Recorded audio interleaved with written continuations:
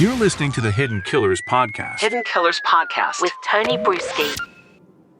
In just days, the Ada County Courthouse is going to be brimming with reporters, brimming with spectators trying to catch a glimpse and trying to hear a piece of the trial and the case against Lori Vallow Daybell. Such was the scene this morning as a last-minute hearing was convened.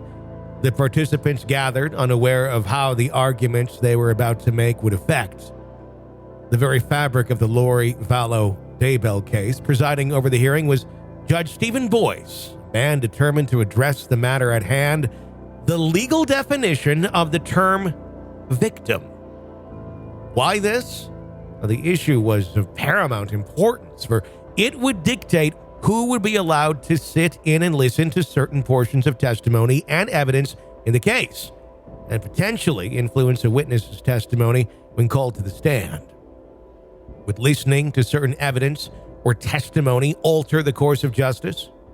Of course, Lori Vallow Daybell, the woman at the center of it all, was present alongside her attorneys, Jim Archibald and John Thomas, making her first public appearance in Ada County.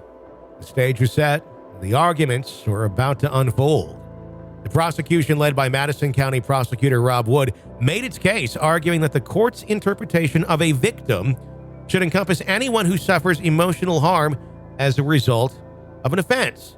Wood pointed to JJ's grandparents, Kay and Larry Woodcock, as fitting this definition, advocating for their right to watch the entire trial. But the prosecution did not stop there. Wood went on to argue that Lori's sister, Summer Shiflett, and Lori's son, Colby Ryan, should also be considered victims. Shiflett is the aunt of J.J. Vallow and Tylee Ryan, while Colby Ryan is the half-brother of the two deceased children.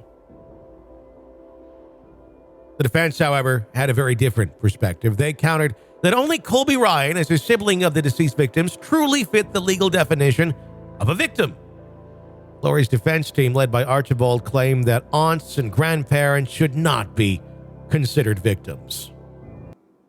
Archibald, should be noted, also has no soul. I'm kidding. He's doing his job. I will certainly give him that. He is zealously defending his client in court, no matter how ludicrous the claim may be. The grandparents, by the way, helped raise